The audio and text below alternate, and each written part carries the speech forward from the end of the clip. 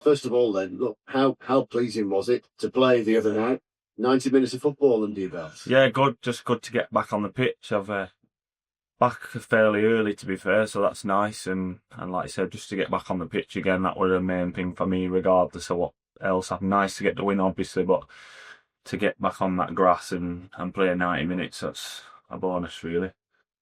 And look, there's clearly never a good time to get injured, but Yeah, you've done all the pre-season training, and then partway through the first match, injury strikes. yeah, not Did you ideal. get your head around all that? Yeah, it's tough because pre-season was tough as well, and you put all that work in, like Connor, like we worked on fitness, we were all in a good place, and you feel like you've done all that work, and you feel like you're in a good place as a player, and like I felt fit, and then that happens, and you're back to kind of square one, and after a couple of weeks off and not doing anything, you kind of lose a bit of that, and then you've got to like build yourself back up. It's a bit of it were really disappointing at the time, but it is what it is. Classic cliche, it's part of football. People get injured, so you've got a squad for. But yeah, no, look, it's been the recovery's been good, a lot better than what we actually thought. I'm a fair few weeks early, so yeah, just good to be back and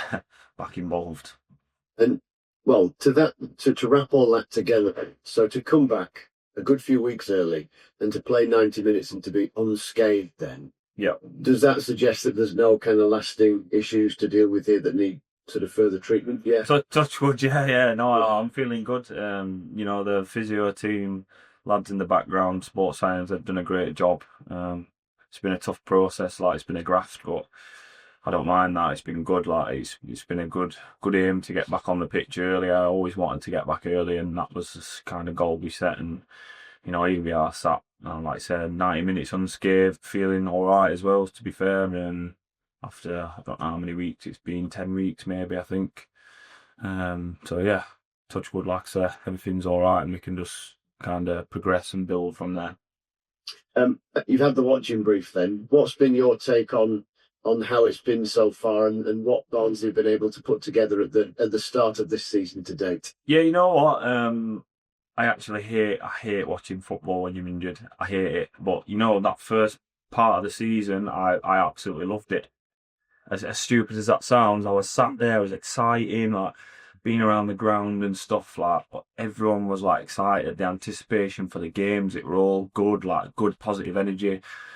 The games were so entertaining. Like the lads were brilliant, getting good results. Everything were good. And then obviously we've had that little patch where it's maybe not come off for us in time. There's small margins in it, football, like little things gone against us, last minute stuff, and stuff that's kind of tested character at times, which is good, I think, and especially to happen now, so we know where we're at and we know if we can dig in, and it's not always sunshine and rainbows, is it? And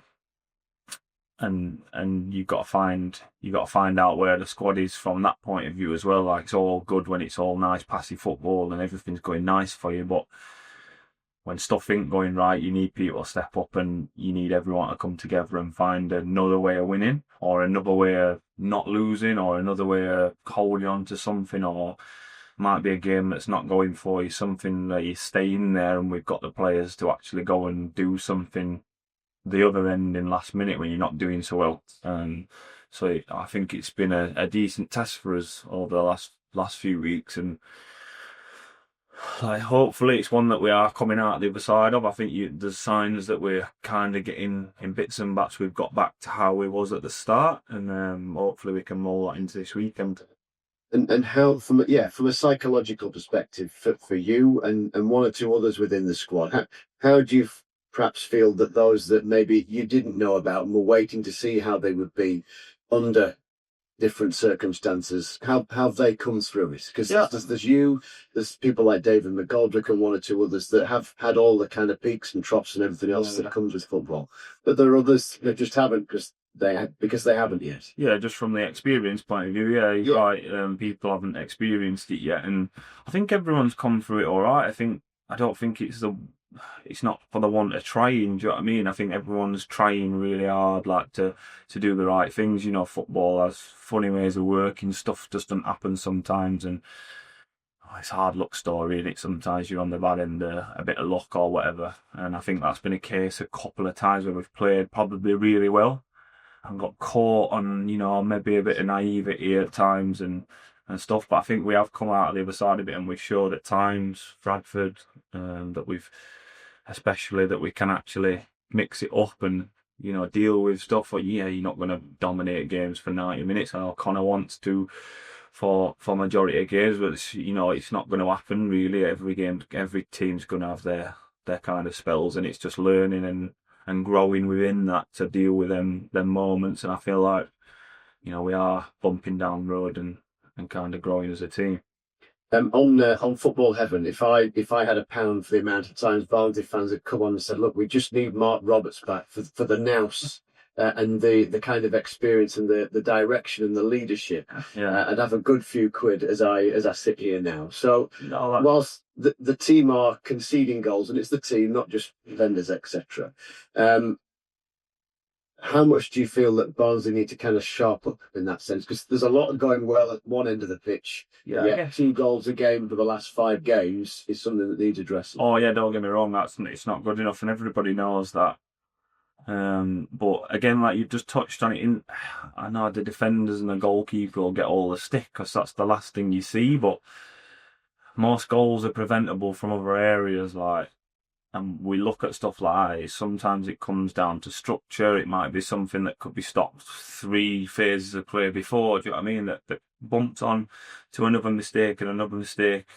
But yeah, it's something we definitely need to address and get more steely with.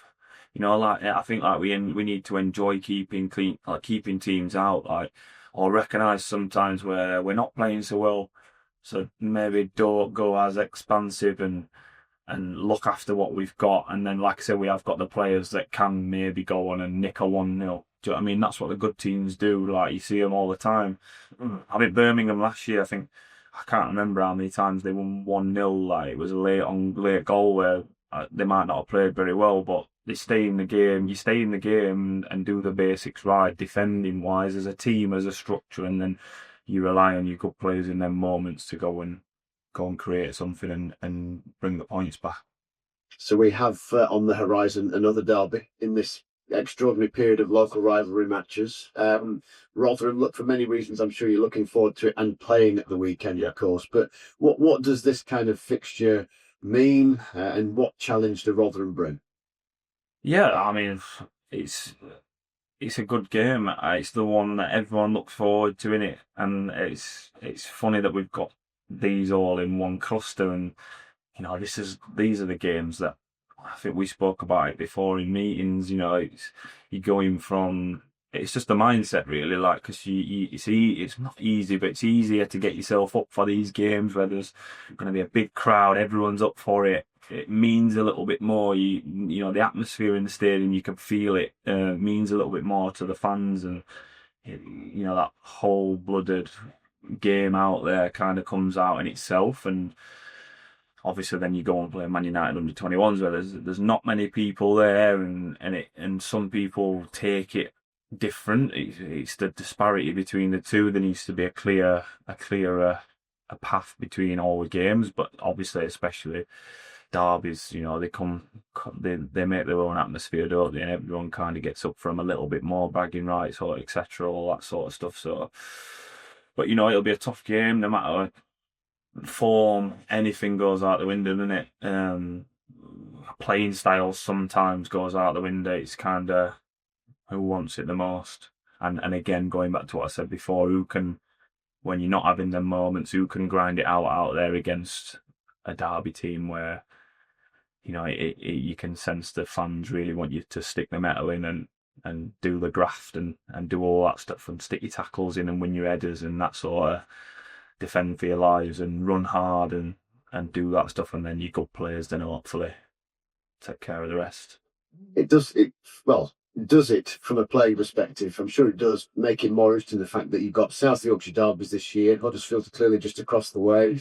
Bradford going to play them twice. There are a lot of local rivalries for the teams in Yorkshire this year. Yeah, no, it's good, and really you you want to come out on top in them, even if you created a little mini league, you want to be on top of them no matter what it goes. You might lose one, whatever. You're not going to win every game, but you kind of want to, for the fans, you know how much it means for fans and stuff, and the clubs, and you want to come out on top in them games, especially. But it's a tough league. Everyone's got good players. You got to respect everybody, how they play, and what they bring to a game, and deal with that. And then I think we know in ourselves, like I just said, as long as we can deal with what other teams have got, we've got plenty of real quality in the squad that can really hurt teams, no matter who it is. So I said from the start of the interview that I think it's just learning from them bits and understanding what's going off to keep a real solid structure, whatever is happening in the games, to then let the good players go and express themselves and win us the games. Brilliant. Best of luck. Cheers, mate. Cheers. Thank you very much. Yeah, on Tuesday night, obviously it's the trophy, the league's the priority, but just to win a game of football, did it just feel like a bit of a bounce after the match? Winning breeds winning, doesn't it? And I think I'll go back to when I was first here. We were bottom of the league, and it was this cup actually that probably bounced us on to a bit of a winning feeling. As we weren't doing great in the league, we ended up getting wins in this cup. And then that rolls on, hopefully, and from a mentality point of view, like you say, it feels good winning. Connor always mentions it, no matter what game it is, whether, like I said, there's 20,400 people watching, don't matter. Should always be about winning. Same case as Tuesday, obviously, they're not a big crowd, but obviously a rough patch, similar. You want to win the game, and then hopefully that rolls on and gives you a bit more confidence and hold on to Saturday games and into the league, and hopefully we can bounce back from previous results and get back to bringing 3 points back. In terms of obviously you touched on the conceding goals and the defensive side of things. Obviously that's something you worked on a lot in pre-season. You've obviously frustrated it hasn't so far translated into more clean sheets and fewer goals, but you feel like it is almost there, and it hopefully will come through. Yeah, it's tough, isn't it? Because I can't really sit here and say, it's almost there. Yeah. But still, we've conceded, like you say, how many goals in the last few games, and again, it isn't about. I hate the fact that it always gets thrown at the defenders, but I know that's the last action you see, and that's where it can be stopped ultimately. And I get that, but it's more of a recognising, like I say, the team and what's going on in the game, where we can maybe stop at source higher up the pitch. And I know that's something the gaffer's big on. And again, we look at everything, the details unbelievable, what Connor and the team bring to us as players, and there's not many grey areas, let's say that. So it is just about taking a bit more responsibility as players on the pitch, really, and like I say, recognising what's happening and stopping things maybe higher up. Going back to when you got injured on the first day, I think there were a couple of other defensive injuries around that time, and it felt like there weren't a massive number of centre-backs. Obviously, Jake came in the transfer window. Now it feels like there's loads. Yeah. Yeah, no, I think we've got a decent squad. Like you say, we've got fair few options, especially around the back. Jake can play midfield as well, so it's good flexibility around there. It's just, whoever goes out there, we're all behind each other. That's the biggest thing, the biggest message from like Con and the team behind the scenes is, everyone needs to be kind of pulling in the same direction. It's easy to do that when everything's going well and everything's rosy, but obviously when you're in them tougher times, people aren't playing, people aren't happy, and it's just keeping everyone on that same road to keep pulling, obviously upwards, in the same way to cheer each other on and push each other as far as we can. I think that'll happen in the group of centre backs. You all seem like pretty solid characters. Yeah, everyone it's a good group of lads. They're not even just us as defenders.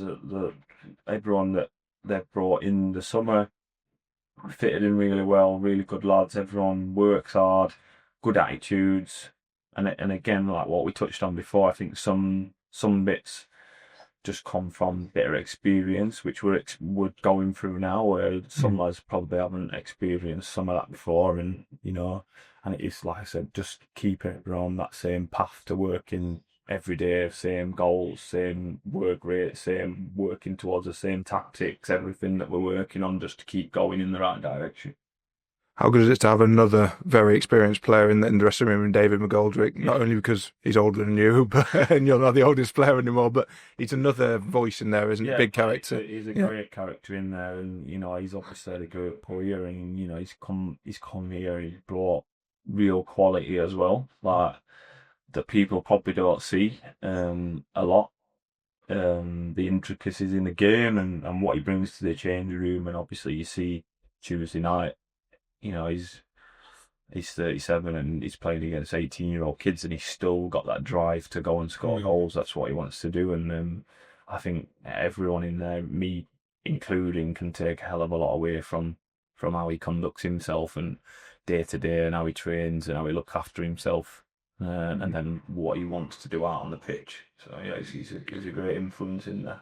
And lastly, for me, I remember speaking to you at the end of last season, which had been a really frustrating one, and you're obviously looking ahead to this one. I mean, I know it's been sort of ups and downs a little bit this season, but do you feel like there is, in terms of the atmosphere around the club and in the fans as well, it is going in the right direction under Connor? I touched on it there a little bit, and I said it before earlier on in the season when obviously I've been injured, so you do have a bit more responsibility around the club to go and see fans before games and whatnot, and I said it's actually like quite enjoyable to go and like see people. Like last year, I don't like touching on like pasts and stuff, but it seemed a bit more doomy and gloomy. And like this year, people are turning up to the games with a bit more like enthusiasm, not a bit more expectation, which comes with a little bit of pressure. But it's almost, I don't know, there's a bit more fun out there, if that makes sense, and it's good to see. And hopefully we can keep working hard and putting them performances in. It's not always going to be perfect, like I said, especially with the way we play. You're going to get some games where it's just not going to work, or something's not happening, and you got to accept that sometimes. But as long as the effort's there and the trying will is there from the lads, then I feel like the fans take to that, and you can see that within, like I said, when you're walking around and chatting to people. Mark, I've not got too many. You see, you're that experienced figure in the back four. Have you always been sort of like a talker, or did that come naturally to you, or did you have to sort of become that sort of vocal? No, I am actually. No. When I was a kid, no, I weren't really a big talker. But I think literally what I've just touched on before, like the experiences you go through, the amount of players you come across as a player. Even like when I was non-league, the amount of players you come across, and if you're that type of person that when I was a kid I was probably quite quiet, but I try and take things in all the time. Like when you've got players with good attitudes and the will to learn and things, I think you take little things from, like I said, like Didsy, like you take little things from people like that, and I think that's what's brought that out of me eventually. It just come from, for me, it's just come from learning off people, willing to listen to people, taking stuff on board from people that were more experienced than me, and taking that into my own game really. And then now I'm obviously the other end, trying to influence the lads that are younger than me, trying to obviously grow themselves within the game. Did you get anyone specifically who you've really learned from? And not specifically. No, I played with a lot of experienced players over the years, and it's just little bits from everyone really. Even managers, like really experienced managers and stuff, I always try and take little things from everybody. Obviously, Keezy's come here, had a great career. You take little things from him. Even now, listen to what he has to say, and little things in training where he's pointing things out, like stuff like that sticks with me, and I try and take everything I can, even at this ripe old age. One of your old mates at Halifax, Matty Pearson, you're bumping into him in a few weeks. Yeah, he's at Donny, isn't he? Great lad again. Had a great career off the back of that Halifax team. Great lad, but obviously we'll be looking to get one over on him as well. That time you've been out, I mean, Connor was speaking about you having the influence around the place, and I don't know if you've been to away games or you've sat in the stand giving bits of mentoring. Do you sort of listening to it? You want to be playing, but imagine you sort of get a bit from that as well. Yeah, I was at all that. I didn't travel to many away games because I was like rehabbing, Yeah, still and stuff. But every home game, I tried to stay around the lads, be in the dressing room all the time.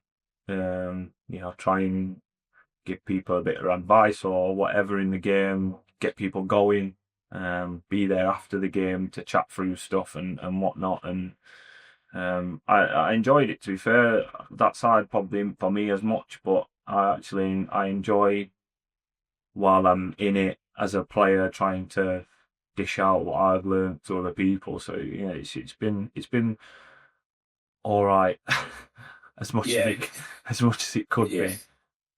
Have you had any thoughts? I know you mentioned it once, twice before. The second career in football. Any thoughts on that yet? Or Not yet. No, I feel like I've got a few years left in me yet. yeah, I'm feeling good. So I just want to really concentrate on what I've got yeah, to give playing football still. And like I say, even with the rehab and stuff, I was really focused to get back as early as possible.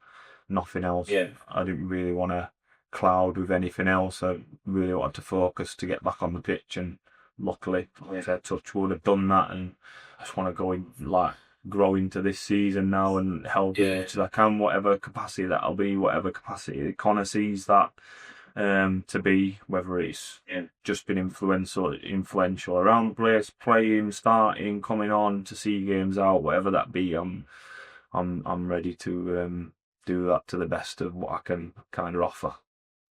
I was going to ask you finally about Miley. Obviously, he came on at half time at Bradford, set up Yeah. a goal, and it's been tough for the lad. He's a lovely, He's kid, isn't great he? kid. And you must be, He's one of them. you must be made. He's one of them where he trains unbelievable every day.